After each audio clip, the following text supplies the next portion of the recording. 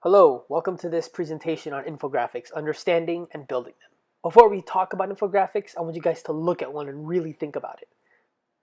This is an infographic about July the 4th, and what I want you to do is think about how this communicates information. Jot down your answers, jot down your thoughts, and keep them close by because we are going to come back to them.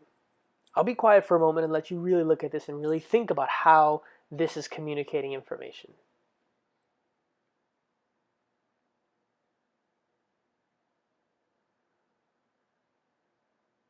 By the end of this lesson, you're going to be able to explain the effectiveness of an infographic in communicating information, and you'll also have a chance to create your own infographic using Easily, a website for infographic creation, where you can save it and then you can download it and share it.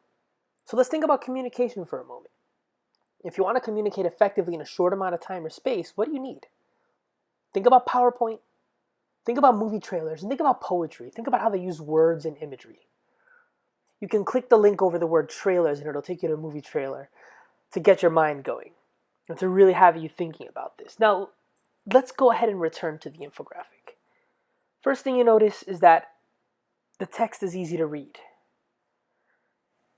There's not a lot of it on there, and what's there you can see very clearly. It's very visually oriented, just like the words of a poem and just like what you see on a PowerPoint in a movie trailer. It's brief, but it's informative. Think about how short movie trailers are, how short poetry is. That's what an infographic does. That's how it delivers its information. It's brief, but it's informative. And this is something nice. It shows you the citations. The best infographics have that spot where they can refer to where they found their information. The color pattern is also very carefully chosen. And ultimately, every detail contributes to the main idea. Keep all of this in mind, because it's time for us to actually create our own infographic. So go ahead and open up your browser, and let's see how this works. Okay, I'm in Google, and I'm going to go to Easily, easel.ly. Now, once you go in, you've got two options. You can log in or you can register. In our case, we'll go ahead and register for an account. Now, I've already created one, so I'll just kind of walk you through how this process works. First things first, you got to put in your email address, and then, of course, your password twice to verify. You can also log in using social media, Google Plus or Facebook. Now, since I've already got an account, I'll go ahead and log in with that. So we can go ahead and get started, and you can see exactly what this looks like. So here we are on the main page. Once you have an account and you've created something, you can actually see that on this top strip, which is really nice for accessing some work that maybe you've started but haven't had time to finish yet. As you scroll down on the page, you notice that we have an option to start fresh, which is what we're going to use. But first, take a look at all the different templates they have. Notice how bright, notice how colorful. And again, notice, even on the templates, how the space is used. Very visual. There's information on there, but there's not so much that it's overwhelming. It's just enough to get the message across. And that's what we're going for. So let's start fresh. Click on Start Fresh. And you've got a fresh page. Now I'm going to go ahead and clear this out because I want us to start from scratch so you can get a feel for how to really build this from nothing. Once you select Clear on the toolbar, click the blue Clear button, and voila, our page is clean. On the home screen, you can choose to leave the creation tool. You can save what you've worked on. You can open an older project. I've created one on fracking. You can, like I showed you before, clear your canvas to start again. And once you're finished, you can download your work, which is really excellent, in a low quality, high quality image or as a PDF. Let's start with backgrounds. First thing to know about this website is that it operates on drag and drop, which means you click something, you drag it, and you drop it down where you want it so you can manipulate it. So let's start with the background. You've got a lot of nice colors here and the options to choose from: a portrait, a landscape, or a mobile setup. So I will make a selection, and like I said, it works on drag and drop. You click, hold it down, and just drag it right onto the screen. If you notice, I never let it go, and there it is.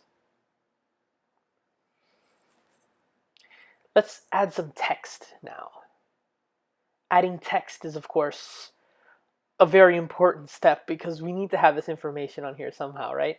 And text works the same way. You're going to drag and you're going to drop. You click, you drag it down, and you drop it. You double click to edit, and you can type in whatever kind of title you'd like. For this demonstration, because I'm a librarian, let's talk about how to pick the right book. Okay, in this case, how to pick the best book. One click on a corner and you can adjust the size of your text. Look at how large it is. Now that really grabs your attention. And if you notice, I'm really focusing on that visual orientation. So I'm centering it just right. Okay. Adding shapes is next.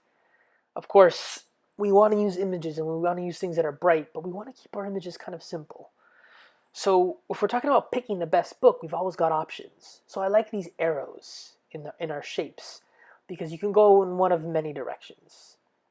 Okay, changing the color is very easy. With each item you pull up, you've got this toolbar and you have the ability to change colors and to really exert your own creativity on this project. Again, you can adjust the size and adjust the placement of it. Okay, I'm going to add a little bit of extra text here to make sure that I'm starting to communicate what I want to say about picking the best book. Like all the work, you double click to edit it. Call this advice from a friend. It's one way to choose a book. Again, we're going to drag on the corner to adjust the size and change the color so the text matches. Now what's great about this is that you can use copy and paste. If you like the way some text looks and you want to repeat it, simply use your shortcuts for copy and paste, and suddenly you don't have to worry about adjusting the size again. You've got it the same size. This is going to be very helpful, of course, when we are thinking about how the visual orientation comes through, about how our words strike you visually.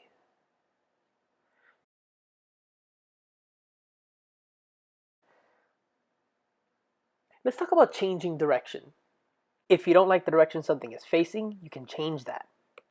So these arrows are pointing in one way, but I want them to point down, and that's very simple to do. Simply click on the item once it's on the screen, and click on that box that stands out from the top of it. It's connected to a small line. I'll show you again here. And all you've got to do is drag it around to the direction you want it. Okay, so mine aren't quite perfectly straight here, so I'll go ahead and continue adjusting. But again, it gives you that opportunity to really make this yours, to express your creativity and to communicate. Remember, everything you do here is for a purpose. So I'm going to go ahead and change these to green so that it matches the other arrows that I have up there already.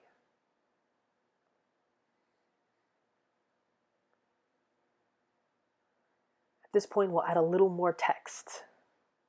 Now, if you're putting in large amounts of text, it's important that you know how the text will show up on the screen. So let's talk about adjusting for larger or longer text.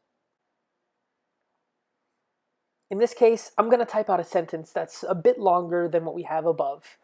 And as it comes up on the infographic, you notice how long it is and how much space that's taking up. And as I adjust the size in the corners, all it does is makes the text larger or smaller. So all you've got to do is go back into the text and hit enter where you want it to go on to the next line. And it's done. Again, we're going to use copy and paste because I like this. I don't want to try to recreate the sizing of this. And again, look at the size. Look at the sides of this infographic. There's almost a parallel structure going down the middle. There's repetition, so you know that it's a similar message, but because it's on either side of the infographic, we know that they're two different messages. Just maybe delivered in the same way.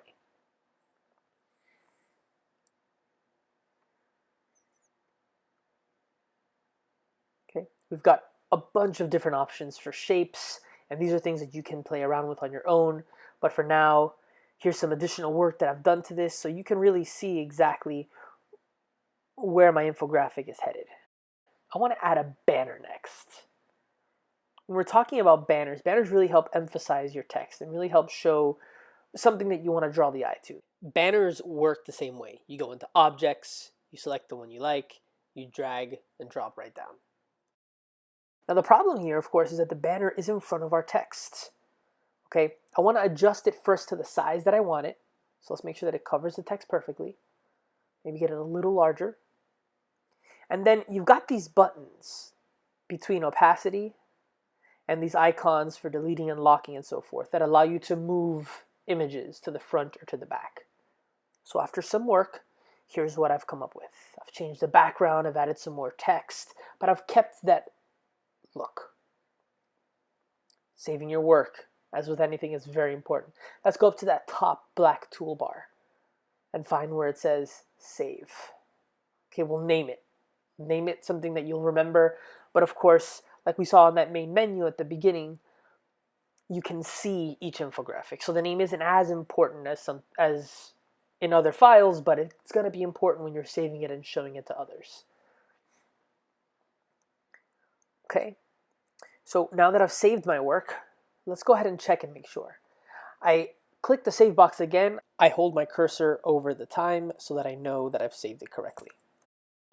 And after a little more work, it looks like this. Next step is downloading. I downloaded with PDF, but I recommend high quality instead. So that's what I did here. On my computer, it pops up immediately, and there it is. It looks exactly like I had it on the website, so I'm satisfied with it. I'm going to save it how I know to save it. And then, of course, I'll just get rid of it for the sake of continuing here.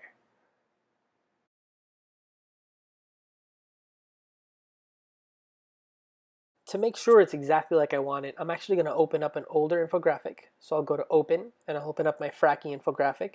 And then I'll actually return to the one that I just worked on by, again, selecting Open. And there it is. Okay, so you can go back and forth between your infographics. Maybe if you're doing a couple of different infographics on the same subject.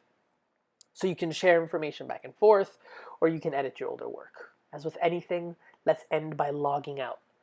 So now for some final thoughts. Remember, your infographic should be easy to read, visually oriented, and brief but informative. And remember that the best infographics follow a color scheme, cite their references, and balance images and words. In fact, if you return to mine, you can see where I put that little citation in place. So let's practice. At this point, I want everybody to create an infographic on themselves. Create one about you. Use the timestamps in the description of this YouTube video to go back to a particular aspect if you're not really sure how to do it. Make sure you designate a space for citations. I didn't go over that fully, but I'm going to talk a little bit more about that in a video to follow. I want you to go ahead and paste your infographic in a Google Doc, and beneath it, tell me about it. Explain why it's a good infographic. Finally, share it with me.